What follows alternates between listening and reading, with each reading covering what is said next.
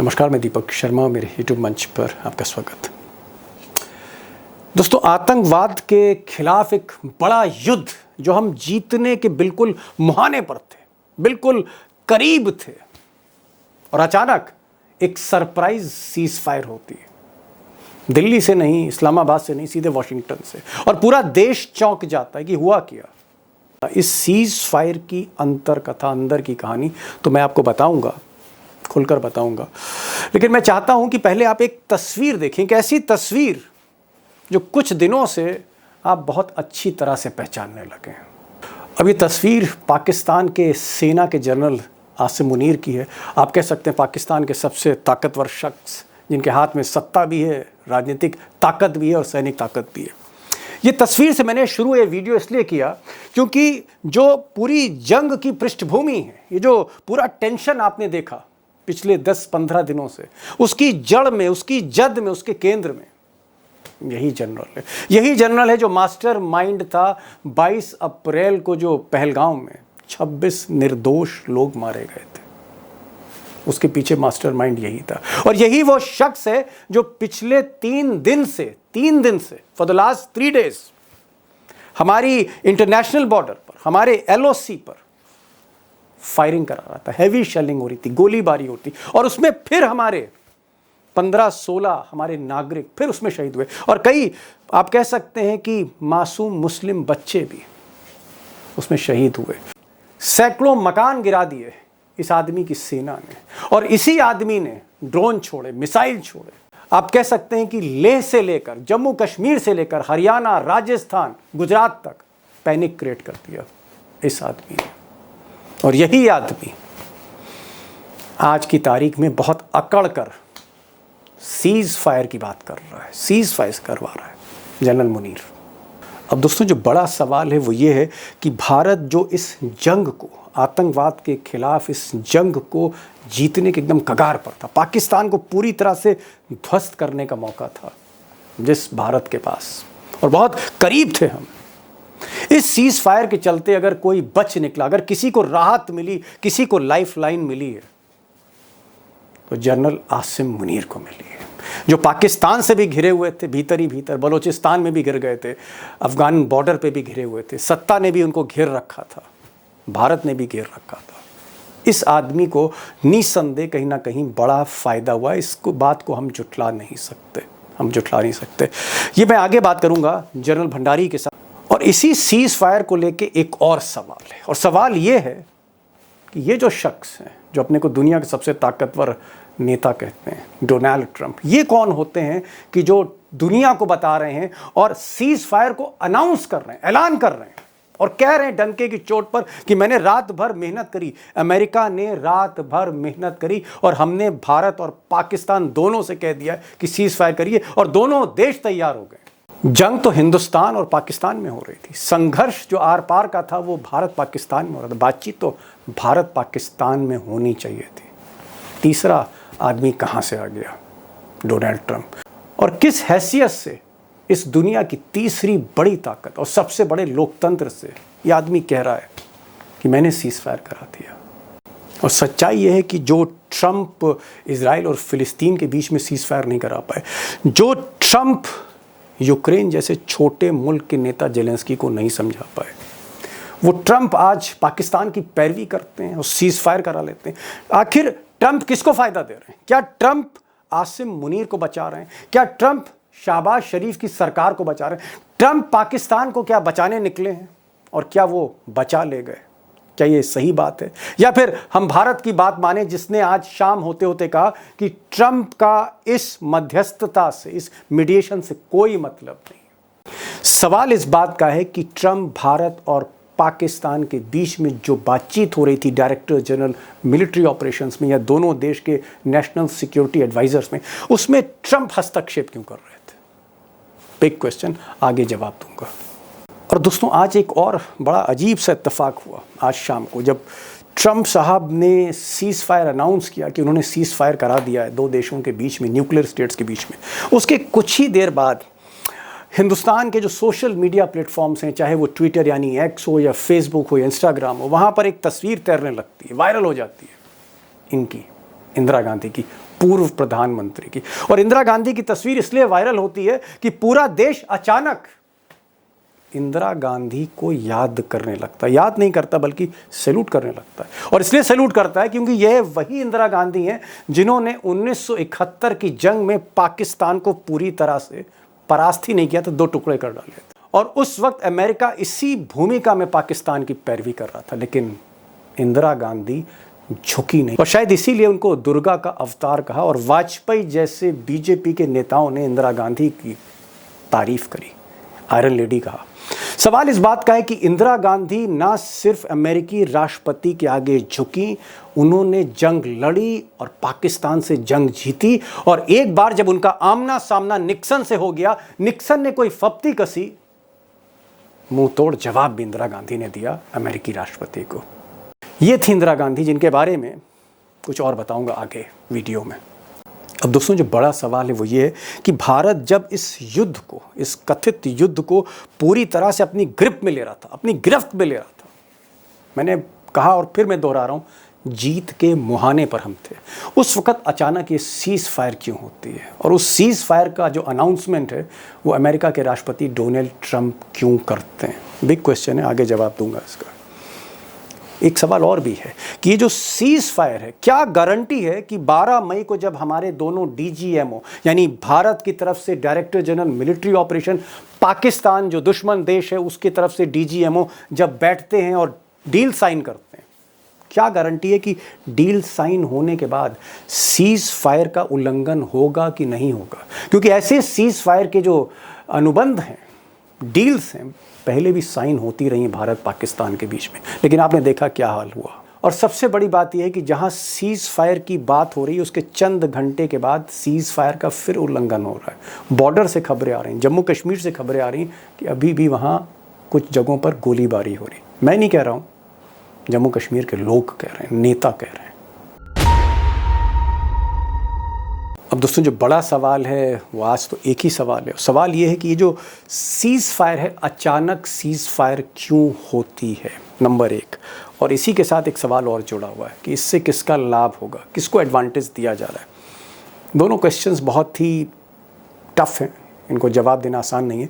मैंने आज general Bhandari, army के जाने माने जनरल जिन्होंने 1971 की जंग जीती और 99 में कारगिल की भी जंग जीती, उसका ऑपरेशन जो था जनरल भंडारी के हाथ में था। जनरल भंडारी को इसलिए आज बुलाया क्योंकि उन्होंने इस तरह का सीज फायर पाकिस्तान के साथ किया है। पाकिस्तान के साथ मीटिंग करते थे, सीज फायर करते थे। और एक बात उन्होंने आज कही जनरल भंडारी ने कि मैं 2 साल एक लेफ्टिनेंट जनरल पाकिस्तान के, उनके साथ मैंने ट्रेनिंग करी अमेरिका में, फिर भी उन पर भरोसा नहीं। और जनरल भंडारी ने साफ कहा है कि सीज फायर की गारंटी कोई नहीं दे सकता, क्योंकि पाकिस्तान की सेना और भारत की सेना, खासकर पाकिस्तान की सेना जिस तरह से रश्क करती है हिंदुस्तान की सेना से, वहाँ ट्रस्ट डेफिसिट, एतबार और भरोसे की कमी। इसलिए ये सीज फायर की गारंटी क्या होगी, इस पर भी मैं बात करूँगा, इंदिरा गांधी पे भी करूँगा। सुनिएगा इस पूरी बातचीत को, जहाँ एक आध सवाल मैं मोदी और ट्रंप पर भी करूँगा उमाकांत लखेड़ा से। जनरल भंडारी जी, कहाँ तो ये लग रहा था सुबह सुबह कि भाई अब तो जंग होने जा रही है, युद्ध के मुहाने पर हम बैठे हैं, क्योंकि नौबत मिसाइल और फाइटर प्लेन्स पर आ गई थी। लेकिन शाम होते होते एक जो खबर है जो थोड़ी सुकून देती है, कम से कम जंग किसी भी मायने में अच्छी नहीं होती, उसके अंजाम अच्छे नहीं होते। ये जो सीज फायर हुई, आपको क्या लगता है कि सीज फायर भारत और पाकिस्तान दोनों की, आप कह सकते हैं, इनिशिएटिव से हुई है, या फिर जैसा कि डोनाल्ड ट्रंप का कहना है कि भाई उन्होंने इसकी मध्यस्थता की है? पहली बात तो यह है कि जब नवाज शरीफ पाकिस्तान लौटे तो ये समझ में तो आ गया था कि वो अपने, जी हाँ, कल आपने कहा था जनरल भंडारी, कल आपने बात कही थी, माफी चाहूंगा मैंने उसको बताया नहीं दोस्तों से। कल जनरल भंडारी ने कहा था कि इस्लामाबाद पहुंचे हैं लंदन से नवाज शरीफ, और नवाज शरीफ ने आते ही एक बयान दिया कि भाई टेंशन आगे एस्केलेट मत करिए। और नवाज शरीफ इसलिए इंपॉर्टेंट हैं क्योंकि उनके भाई शहबाज शरीफ प्रधानमंत्री हैं, नवाज शरीफ की पार्टी ही सत्ता में है। जी भंडारी साहब, आप कुछ कह रहे थे नवाज शरीफ के बारे में। जी हाँ, तो मैं इसलिए बोल रहा हूँ कि नवाज शरीफ ये वही प्राइम मिनिस्टर हैं जो कि जब कारगिल वॉर खत्म हुआ था तो उसके बाद जब इनके हम 250 जो डेड बॉडीज को बरियल दे रहे थे, जब इनके खुद के लोग भाग गए थे कारगिल से, जब टाइगर हिल भी हमने कैप्चर कर ली थी पहले हफ्ते में, तो उसके बाद मुशर्रफ और अच्छा, नवाज आप उस शरीफ। वक्त वहीं कारगिल पर थे और आप कह रहे हैं कि 250 जो पाकिस्तान सेना के जवान थे उनका आप उनका फ्यूनरल कर रहे थे, हाँ, उनको उनके दफन हम कर लोग, रहे थे। जी हाँ, उनके खुद के सैनिक उनको छोड़ के चले गए थे। तो इतनी दहशत थी पाकिस्तान आर्मी के बीच में, वहां से भाग रहे थे वो। तो उसके बाद क्या हुआ कि इस माहौल में मुशर्रफ और नवाज शरीफ भाग भाग के अमेरिका गए। मुझे याद है 4 जुलाई को जब वो अमेरिका पहुंचे तो क्लिंटन ने उनको बोला कि आप ये को यहाँ क्यों आए हैं, आज तो मेरा इंडिपेंडेंस डे है, आज मैं किसी से नहीं मिलता हूँ। तो उनके रिक्वेस्ट करने के बाद एक होटल में 10 मिनट मिले उनको। उनको ये कहा उन्होंने कि आपने गलती से लाइन ऑफ कंट्रोल क्रॉस किया है, अभी अपने ट्रुप्स को निकालिए और जाइए। तो ये इतिहास की पुनरावृत्ति है। इसमें एक एक्टर नवाज शरीफ भी हैं उसी फैमिली के। तो ये इतिहास अपने को दोहरा रहा है। तो इसीलिए नवाज शरीफ ये वही है, वो समझते हैं कि वाजपेयी जी भी उनके पास मिले थे जब लाहौर की यात्रा शुरू हुई थी। आपको याद है वाजपेयी जी मीनार में, लाल मीनार गए थे मिलने के लिए। तो नवाज शरीफ समझते हैं कि इस तरह की चीजें राष्ट्र के लिए ठीक नहीं है। और साथ ही साथ मैं आपको ये भी बताना चाहता हूं कि बैकडोर टॉक्स चल रही थी, नेशनल सिक्योरिटी एडवाइजर दोनों मुल्कों के और अमेरिका के बीच में, और सऊदी अरेबिया के जो मिनिस्टर आए थे, और इन लोगों के बीच में बात चल रही थी कि भाई इसको किसी तरह से रोकना है और पाकिस्तान की मदद करनी है। ये जो मदद है पाकिस्तान की, ये जो ट्रंप ने ट्वीट किया, ये किया क्यों किया, ये एक प्रेसिडेंट के लेवल में ठीक है या नहीं वो दूसरी बात है, लेकिन ये पाकिस्तान को इस एक असहज स्थिति से उभारने के लिए ये अमेरिका का अनुदान है जो उन्होंने कारगिल में उसके बाद भी क्या 4 जुलाई आपको को। लगता है जनरल भंडारी, जो 9 मई को, और हमने उस पर प्रोग्राम भी किया था, कि आईएमएफ का जो लोन है 1.3 बिलियन डॉलर का जो पाकिस्तान को मिलना था, क्या आपको लगता है कि डोनाल्ड ट्रंप ने पाकिस्तान पर प्रेशर डाला कि भैया सीज फायर करो वरना ये आईएमएफ का पैसा रिलीज नहीं होगा, और पाकिस्तान जिसकी आर्थिक स्थिति बड़ी खराब है, क्या आपको लगता है कि वो इस लोन के चक्कर में सरेंडर किया पाकिस्तान ने? क्या लगता है आपको जनरल भंडारी? जो आप बोल रहे हैं काफी हद तक सही लगता है, क्योंकि भारत में हमारे बहुत से लोग हैं जिनसे मैंने बात की है। उन्होंने कहा कि अमेरिका हमारा कैसा मित्र है, जबकि आईएमएफ लोन का ये उन्होंने शुरू कर दिया, क्योंकि हमने एब्सटेन किया था वहां पर अपने, क्योंकि उसमें यस और नो का तो कोई सवाल होता नहीं है। जी। तो ये मुझे लगता है, जैसे देखिए इसमें आपको देखना पड़ेगा कि पाकिस्तान की जियो स्ट्रेटेजिक लोकेशन बहुत ही एक ऐसी जगह में है जिसमें पूरा अमेरिका का इंटरेस्ट है। तो चाहे इसकी नैया डूबती रहे पाकिस्तान की, उसका इंटरेस्ट पाकिस्तान में हमेशा रहेगा। तो निश्चित रूप से ये ट्रंप ने मदद की है, और चाहे आईएमएफ का लोन इसको मिला है, लेकिन ये डेफिनेटली ये एक मैसेज गया है ट्रंप की तरफ से पाकिस्तान के लिए कि अभी आप चुपचाप रहिए और इसके लिए तैयारी करें। बिल्कुल जी, आप सही बोल रहे हैं। मैं आऊंगा थोड़ा सा, मैं आपसे सीज फायर के बारे में भी पूछूंगा, क्योंकि कारगिल युद्ध में जब सीज फायर हुआ, जब भारत ने उस जंग को जीता, तो जनरल भंडारी उस टीम में मौजूद थे जहां सीज फायर हो रहा था। मैं उसके बारे में पूछूंगा, लेकिन मैं जरा लखेड़ा साहब आपके पास आ रहा हूं, क्योंकि आज विदेश मामले भी आप देखते हो, रक्षा मामले भी देखते हो, राजनीति भी देखते हो, तो आपसे बेहतर कौन बता पाएगा। दिल्ली के आप जाने माने पत्रकार हैं, ये बताइए, वो तो चलिए मान लिया कि भाई जंग जो है लखेड़ा साहब किसी भी सूरत से अच्छी नहीं है, जहां पर जान का नुकसान हो, माल का नुकसान हो, इतनी कत्लो गारत हो, जंग से तो खैर कोई भी नहीं चाहता जंग। तो अगर सीज फायर हुआ है तो ये सबको इसका समर्थन करना चाहिए कि भाई ठीक है, दोनों ने अपनी बंदूकें वापस कर दी हैं तो अच्छी बात है।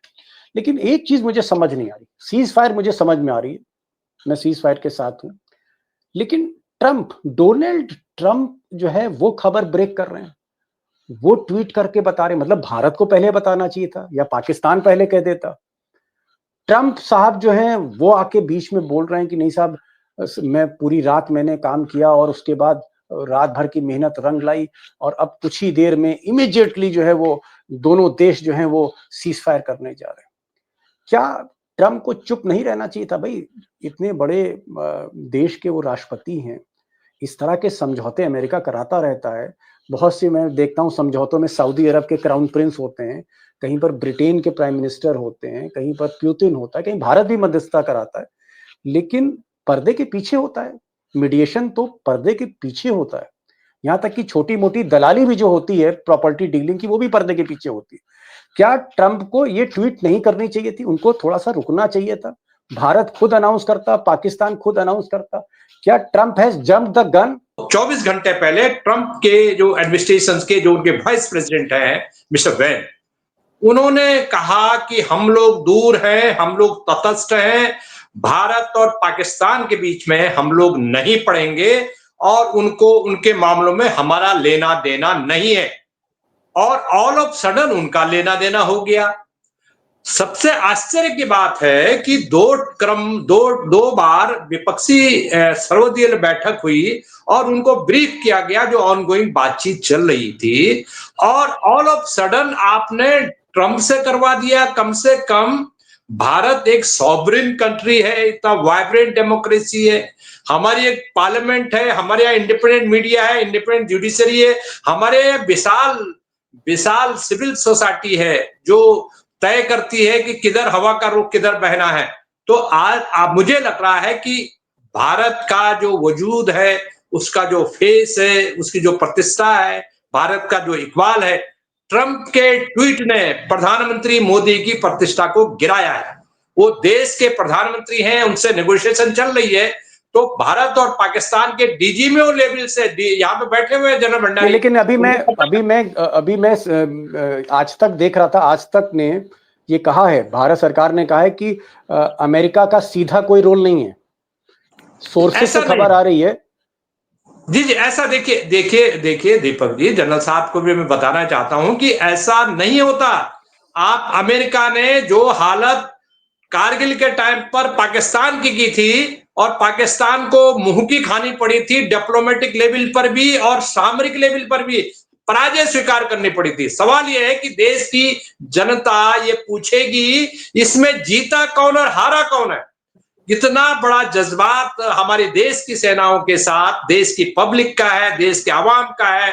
हिंदू मुसलमान जाति विभेद से ऊपर उठ करके देश के लोग खड़े हुए, इतना ज्वार भावनाओं का ज्वार उन 26 लोगों के लिए उठ करके खड़ा हुआ। पूरा देश आर्मी के साथ है, अपोजिशन आर्मी के साथ है। मैं ये कहता हूं कि इतना अपोजिशन इतनी ताकत के साथ इस समय सरकार के साथ था, और उसका मतलब भारत सरकार ने अपोजिशन पार्टी की मीटिंग बुलानी चाहिए थी। मैं तो ये मानता हूं कि ट्रंप को ये कहते हैं कि आप 24 घंटा रुकिए, हम सीज फायर करेंगे, अभी आप ट्वीट मत कीजिए। सीज फायर हम करते हैं, लेकिन पहले हम अपोजिशन पार्टी की बैठक बुलाएंगे, उनको ब्रीफ करेंगे।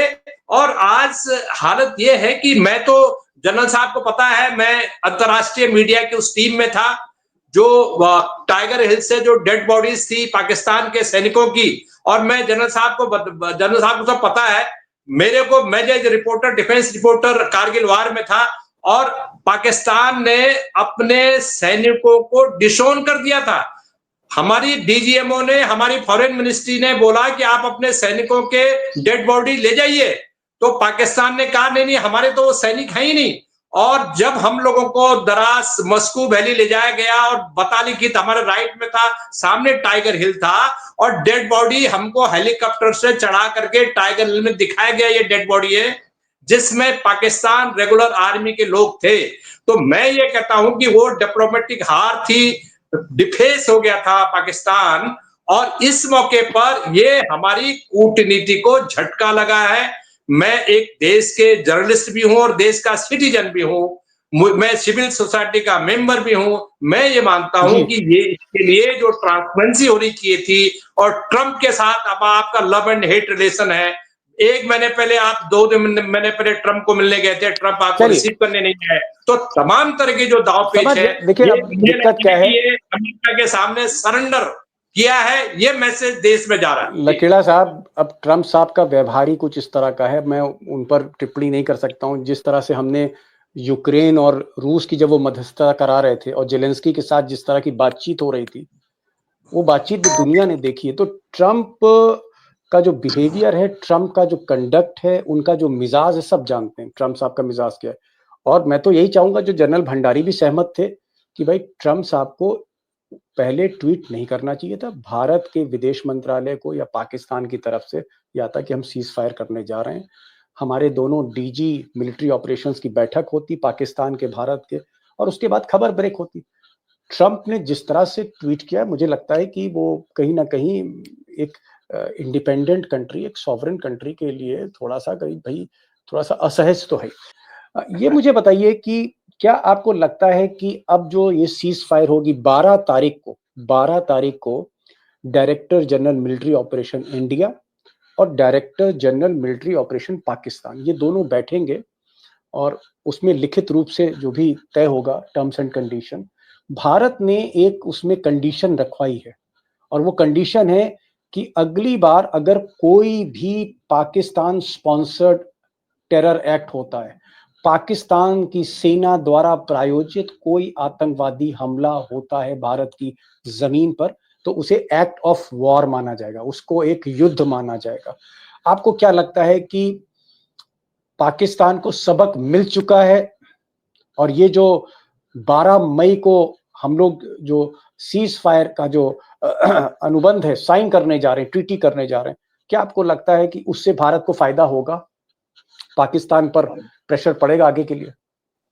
देखिए दीपक जी, टीजीएमओ की जो हॉटलाइन है, इसमें हर मंगलवार को, एवरी ट्यूसडे, दोनों डीजीएमओ आपस में बात करते हैं।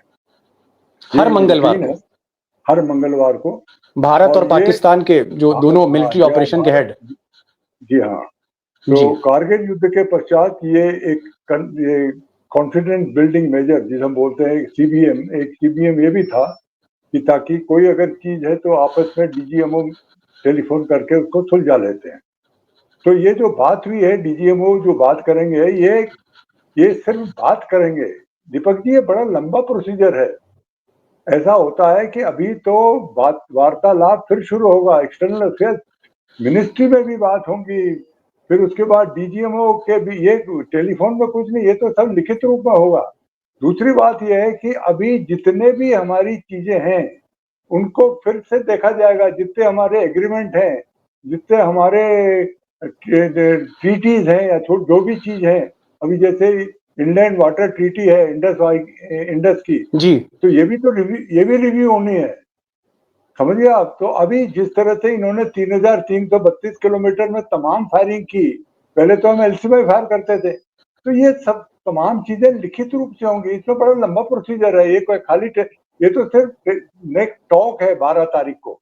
अभी फॉरेन सेक्रेटरीज के लेवल में ये तय होगा कि पहले भाई कैसे क्या करना है, ये बड़ा लंबा प्रोसीजर है जी। डीजीएमओ वाला तो ठीक है, ये तो टेलीफोन होता रहेगा, जो चीजें हैं नहीं है ये लिखित में। लेकिन भंडारी साहब, ऐसा जनरल आर्मी के आप जनरल रहे और कारगिल युद्ध के आप ऑपरेशंस देख रहे थे सारे, जी, और आपने जो डीजीएमओ की बातचीत है ये खुद आपने करी है, क्या आपको लगता है कि अब थोड़ा सा बॉर्डर पे शांति रहेगी, या जनरल मुनीर जो बहुत एम्बिशियस हैं, महत्वाकांक्षी हैं, तानाशाह हैं, डिक्टेटर हैं, क्या वो फिर कोई हरकत कर सकते हैं जनरल मुनीर?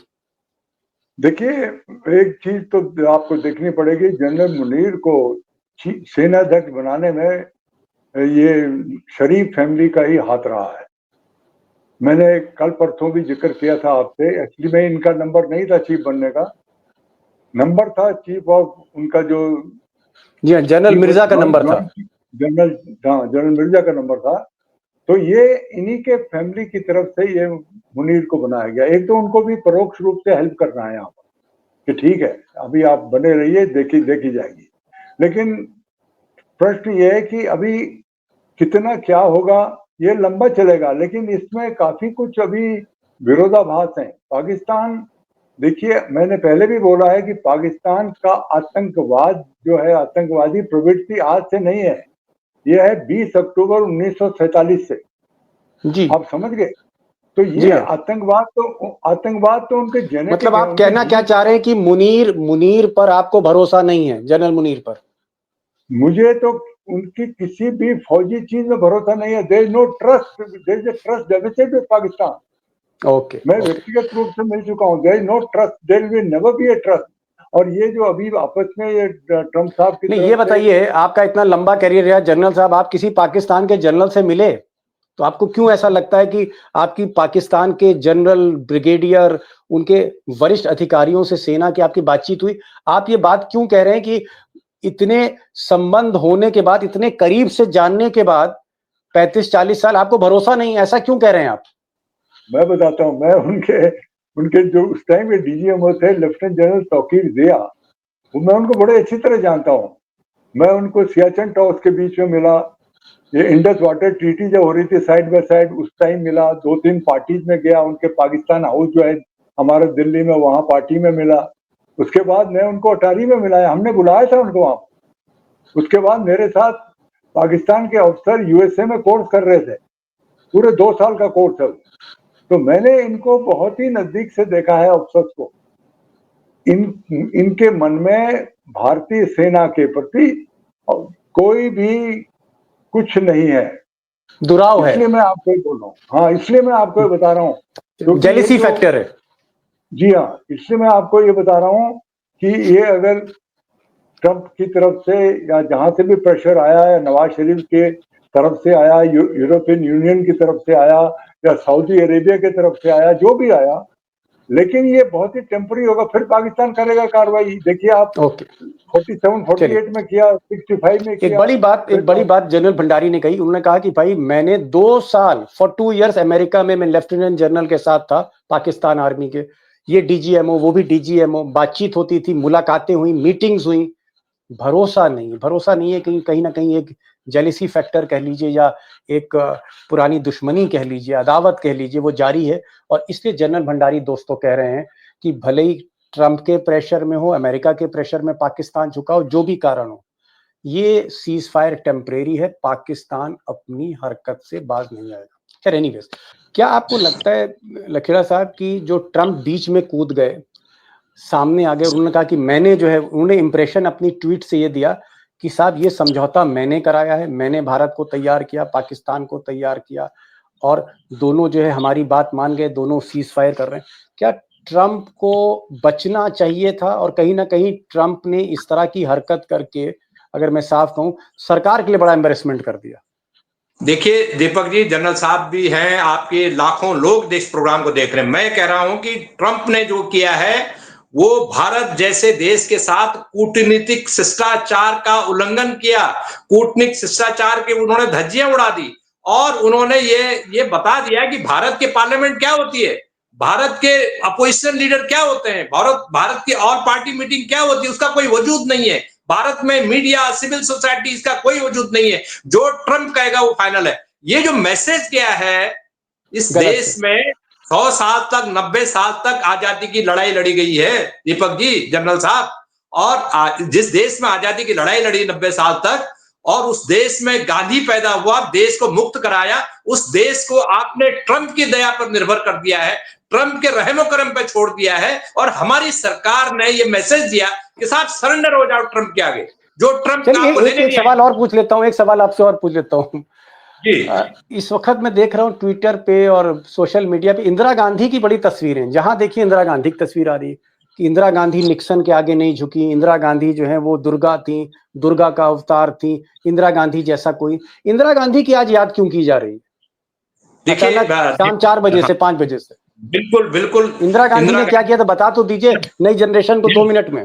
देखिए, जब भारत और पाकिस्तान का भारत ने घुसपैठ पाकिस्तान ने घुसपैठ की भारत में, और लड़ाई चल रही थी ईस्ट पाकिस्तान और वेस्ट पाकिस्तान के बीच में, तो इंदिरा गांधी बहुत शार्टेड लीडर थी, फार शार्टेड लीडर थी, दूरदर्शी नेता थी। उसने कहा भाई, इसका इलाज यही है कि आप जो है इनके 2 टुकड़े कर दो। और हमने जो है बांग्लादेश में जो वहां की जो पार्टी थी बीएनपी, और उनके हमने हमने उनको समर्थन दिया, 2 टुकड़े हो गए। और वहां की 90,000 फौज को, आज तो मैं कह रहा हूं कि 90,000 को सरेंडर नहीं कराते, आप 90 सैनिकों के पाकिस्तान के सरेंडर करा देते तो ये माना जाता है कि देश का स्वाभिमान को जिंदा रखा गया है।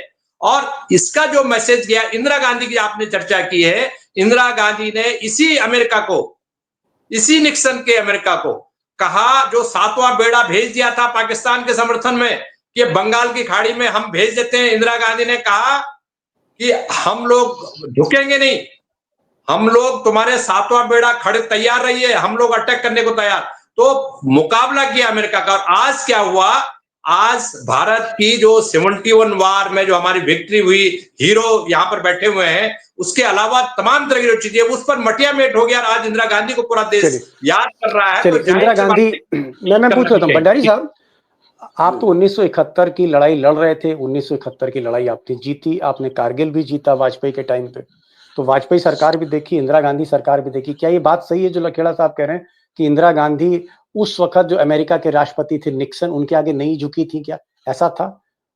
वाकई दुर्गा की अवतार थी इंदिरा गांधी, क्या आपको लगता है भंडारी साहब? हाँ, बल्कि मिसेस गांधी ने, जो बाद में पता चला था कि निक्सन को एक बहुत सॉलिड जवाब दिया था, मतलब एक किस्म के निक्सन ने उनको थोड़ा अपमानजनक शब्दों में कुछ बात कही थी, और जिसमें मिसेस गांधी ने उनको उतने ही अपमानजनक और बड़े कठोर शब्दों में जवाब दिया था। दूसरी बात जो अभी लखेड़ा साहब बोल रहे हैं, मैं बिल्कुल ठीक बोल रहे हैं, जो उनकी 7th फ्लीट थी, अमेरिका की 7th फ्लीट एंटर कर रही थी। मैं आपको बताना चाहता हूँ, अमेरिका की 7th फ्लीट, हाँ 7th fleet bay of Bengal में एंटर कर रही थी, इंडियन ओशन में। एक चीज बहुत कम लोगों को मालूम है विश्व में, वो मैं आपको आज बता रहा हूँ, रूस की पनडुब्बियां अंदर बैठी थी। ये रूस की पनडुब्बियां जब उन्होंने देखी तो विड्रॉ करके भाग गए वहां से, otherwise things would have been very different. चलिए खैर, बहुत कंट्रोवर्शियल, जनरल साहब ने भी कहा कि भाई इंदिरा गांधी नहीं झुकी थी, और कहीं ना कहीं उस वक्त भारत इतना मजबूत नहीं था, भारत की इकोनॉमी जो थी वो इतने $1 ट्रिलियन की नहीं थी, उसके बावजूद भी इंदिरा गांधी ने एक दुर्गा की तरह अमेरिका के आगे नहीं झुकी। लेकिन आज ट्रम्प साहब ने जिस तरह से ये ट्वीट करके एक पैगाम देने की कोशिश की कि मैंने समझौता करा दिया, ये थोड़ा सा एक अच्छे टेस्ट में नहीं है। और भारत सरकार ने कहा है कि साहब अमेरिका का कोई रोल नहीं था, वो एक डैमेज कंट्रोल हो रहा है। लेकिन एक बात सही है, जो मैं जहाँ से मैंने आगाज किया था वहीं पर मैं ख़त्म भी करना चाहता हूँ, कि जंग होना किसी भी मुल्क के लिए, वो मुल्क चाहे पाकिस्तान जैसा गरीब मुल्क हो, वो मुल्क चाहे भारत जैसा एक बहुत ही शक्तिशाली राष्ट्र हो, जंग किसी भी देश के लिए अच्छी बात नहीं है, क्योंकि उसमें आप जानते हैं जान माल का सभी का नुकसान होता है, हिंसा होती, वायलेंस होती है। उससे हम बचे, सीज फायर हुआ। लेकिन एक चीज जो जनरल साहब ने कही कि पाकिस्तान पे ट्रस्ट नहीं किया जा सकता। कई ऐसी मीटिंग्स जनरल साहब ने पाकिस्तान के जनरल्स के साथ की, उन्होंने कहा कि नहीं, एक अदावत है दो मुल्कों की सेनाओं के बीच में, वो रहेगा, इसलिए भारत को बहुत सतर्क होना चलेगा। और भारत को ये भी कोशिश करनी चाहिए कि अपनी वायुसेना को इतनी मजबूत कर दे कि अगला जो जब टक्कर चीन से हो तो चीन को भी सबक सिखाए। पाकिस्तान तो कुछ नहीं, तो भारत को भी सबक मिला है कि अपनी सेना को और सशक्त करना। इससे ज्यादा मैं कुछ नहीं बोलूंगा। और आखिर में मैं कहूंगा कि देर आए दुरुस्त है, सीज फायर होना अच्छी बात है, क्योंकि भारत ने अपना मिशन पूरा किया। जो आतंकी ठिकाने थे, पहली बार जैश के हेडक्वार्टर पे हमला हुआ, पहली बार लश्कर के हेडक्वार्टर पे हमला हुआ, पाकिस्तान को कहीं ना कहीं झुकना पड़ा। यह अलग बात है कि सीज फायर हो गई, कुछ लोग थे जो चाहते थे कि पाकिस्तान को अंतिम उसका हिसाब कर दिया जाए। ठीक है, देखते हैं आगे आगे क्या होता है। लखड़ा साहब आप आए, जनरल साहब आप आए, आपके साथ तो किस्से चलते रहते हैं, आप अपने आप में एक इंसाइक्लोपीडिया, आप एक किताब हैं, हर पन्ना जो है आपकी ब्रेकिंग न्यूज। आज भी आपने कहा कि साहब किस तरह से अमेरिकी का बेड़ा वापस लौट गया बे ऑफ बंगाल से, क्योंकि पनडुब्बियां छुपी थी समंदर के नीचे, ये आपने कहा। Thank you so much Lakhera साहब, thank you so much general साहब। और मैं चाहूंगा कि आज हमने शुरू मोदी से किया, इस खबर को मैं अपने प्रोड्यूसर से कहूंगा इंदिरा गांधी के साथ खत्म करें।